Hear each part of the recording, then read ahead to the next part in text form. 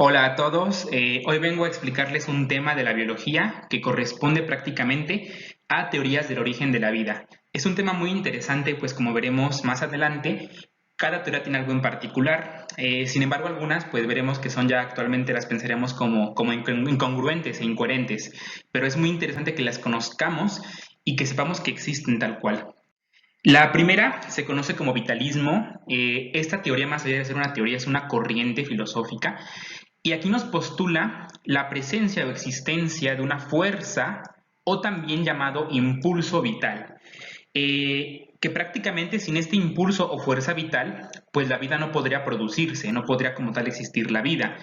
Algo interesante de esto es que este impulso o esta fuerza vital es lo que distingue a los objetos inertes, por ejemplo, una silla o una mesa, de los seres vivos, un humano o un perro, por ejemplo. Pero esta fuerza no es ni química ni tampoco de origen físico. Es lo que plantea o es la forma de explicar la vida del vitalismo. La siguiente corresponde al creacionismo. Es una teoría que actualmente muchas religiones aún la siguen como un pilar fundamental en su estructura.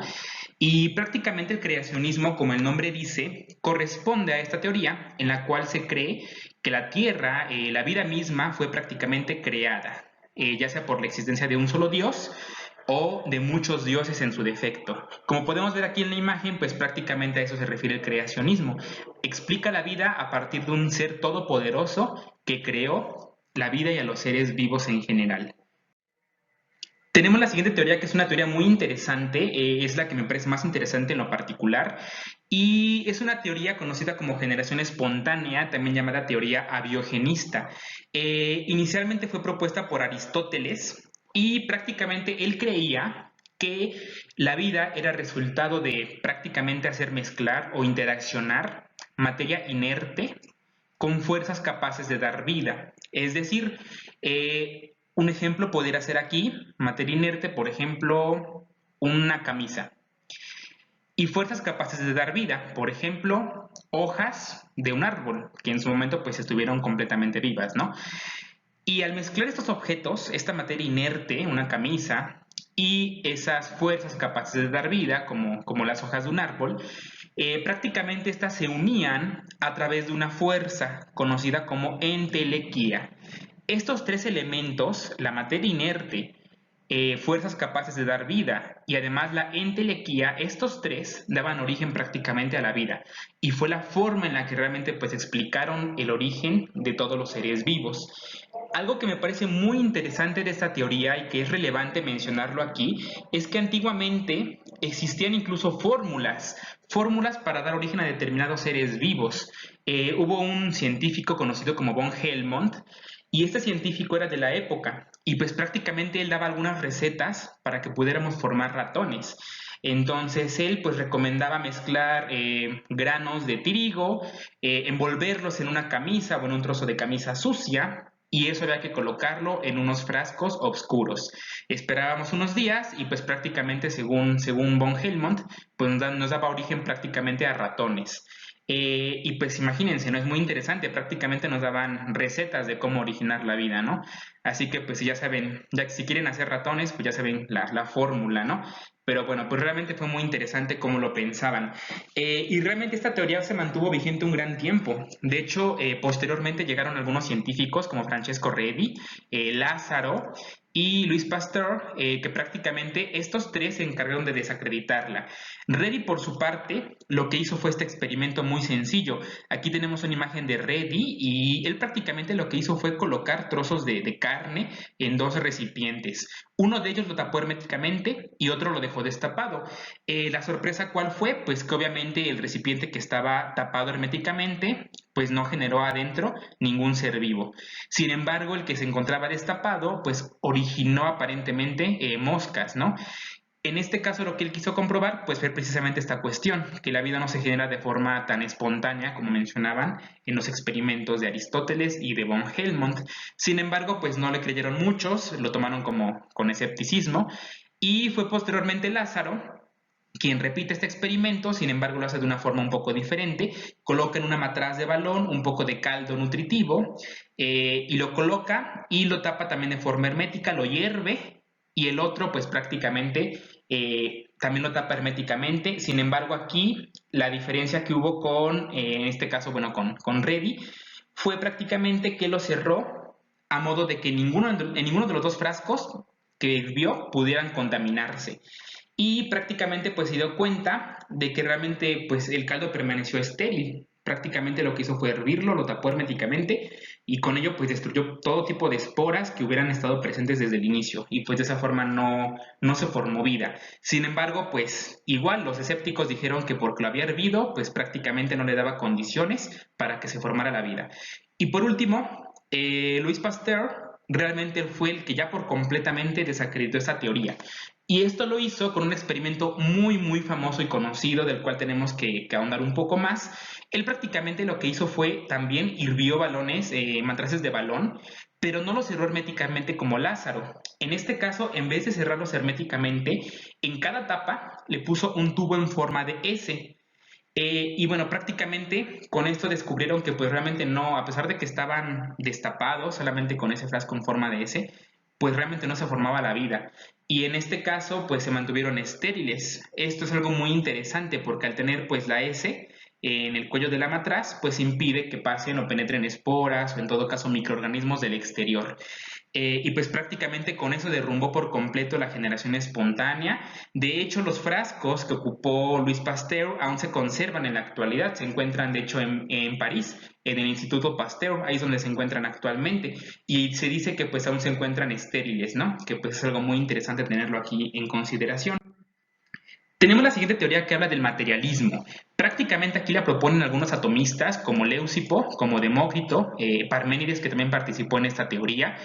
Algo muy interesante es que esta teoría descarta por completo la existencia de un Dios. Niega por completo que exista un Dios. Para ellos aquí no existe ningún Dios y en este caso toda la vida se describe a través de la materia y el movimiento. Estos autores mencionan, que la materia por sí misma posee capacidades físico-químicas para generar vida. Entonces prácticamente mencionan a la materia como un pilar importantísimo y como el protagonista que nos forma prácticamente vida. Y es una teoría pues muy interesante saber que ellos creían, ¿no? Que por sí sola la materia puede generar vida por su propia voluntad y por sus obviamente características y propiedades físico-químicas. Tenemos la panspermia, que también es una de mis teorías favoritas. Es muy interesante esta teoría, ya que prácticamente la propone Anaxágoras en Grecia. Inicialmente fue quien la propuso. Sin embargo, pues un científico muy importante de la época, que fue Svante Arrhenius, justamente pues él defiende bastante esta teoría en 1908. Es de los que principalmente pues son seguidores de esta teoría. La panspermia prácticamente nos habla de una cuestión muy interesante y nos dice que prácticamente la vida es de origen extraterrestre, en pocas palabras. Nos dice que la vida llegó en formas muy antiguas a través de bacterias o esporas que provenían del espacio exterior y pues prácticamente estas bacterias o esporas que se contenían de fuera pues llegaron a la Tierra y dieron origen como tal a la vida. De hecho, pues esta teoría de la panspermia se divide como en dos, digamos, subteorías. Una es la litopanspermia, que pues prácticamente habla de que los gérmenes llegaron en meteoritos y también tenemos la variante que es la radiopanspermia, que pues nos habla de que los gérmenes llegaron a través del polvo cósmico que fueron prácticamente promovidos por la radiación cósmica. Y pues prácticamente esta teoría nos dice esta explicación, que es de origen completamente extraterrestre, ¿no? Algo pues muy interesante que incluso actualmente podemos verlo en ciertos debates de documentales científicos, que pues realmente incluso se puede llegar a pensar, o algunos han llegado a pensar que puede ser cierto, ¿no? Entonces algo muy interesante tenerlo en consideración esta teoría. La siguiente, que es la que actualmente entre comillas está aceptada, y digo entre comillas porque actualmente ya hay más teorías nuevas que obviamente pues se han ido complementando una con otra. Sin embargo, pues la más conocida a nivel teórico y la que más por cuestiones didácticas veremos aquí es la teoría físico-química. También se llama teoría físico-química de Oparin, ya que fue el bioquímico en proponerla. Él la propone en su libro, que podemos ver aquí en la imagen, que es El origen de la vida, por Alexander Oparin.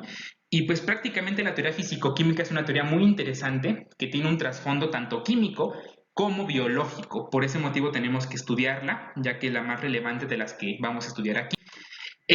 Prácticamente, ¿qué nos comentan en esta teoría?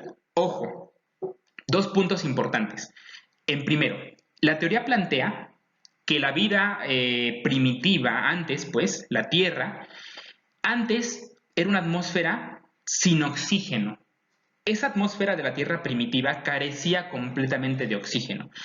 Como sabemos en la química, el oxígeno es oxidante. Y en este caso, en lugar de contener oxígeno, era rica en hidrógeno junto con estos gases, amoníaco y metano, que podemos ver aquí la fórmula del metano y la fórmula del amoníaco. Al tener en exceso estos gases como el hidrógeno, amoníaco y metano, esto le adquiría una atmósfera reductora. ¿Esto qué significa? Que antiguamente se creía, según esta teoría, que la Tierra contiene una atmósfera reductora, porque no tenía oxígeno y tenía mucho hidrógeno. Por ese motivo era una atmósfera reductora. Actualmente nuestra atmósfera tiene una gran cantidad de oxígeno. Actualmente nuestra atmósfera es altamente oxidante. Entonces, prácticamente tenemos que tener estos puntos en consideración.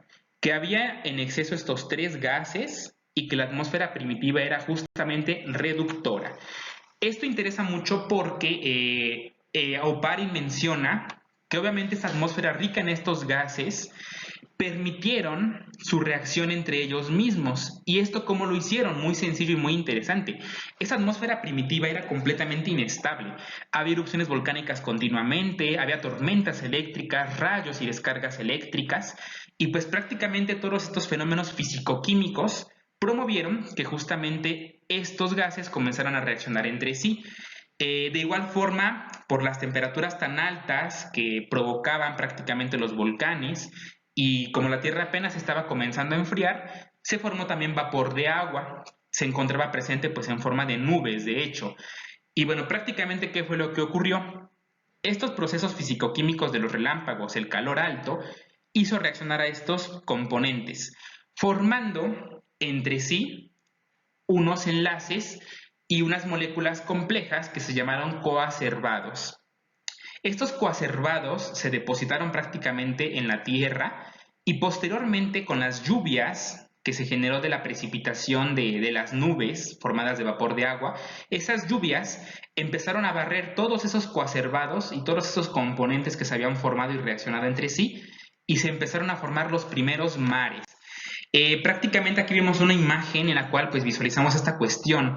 Obviamente una atmósfera que era pues en este punto reductora, había muchos relámpagos, había una gran cantidad de vapor de agua que se formaba, erupciones volcánicas continuas y pues prácticamente esto promovió a que reaccionaran los gases que comentábamos anteriormente, metano, hidrógeno y amoníaco, y al reaccionar se formaron y se plegaron, se compactaron, por así decirlo, en unos compuestos que se llaman coacervados.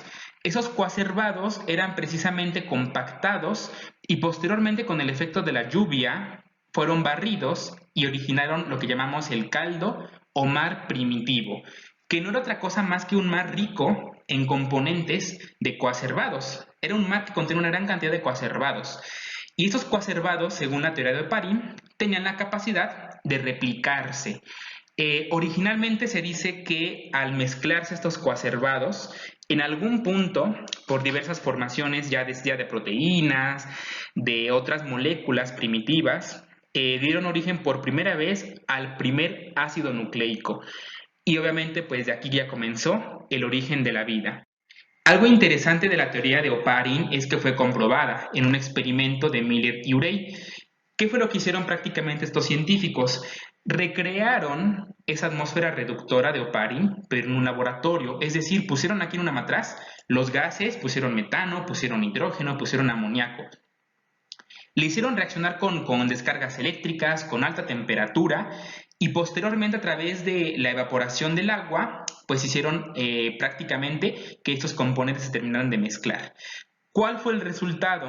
Lo interesante fue que lo que se obtuvo de este experimento, curiosamente sí fueron aminoácidos.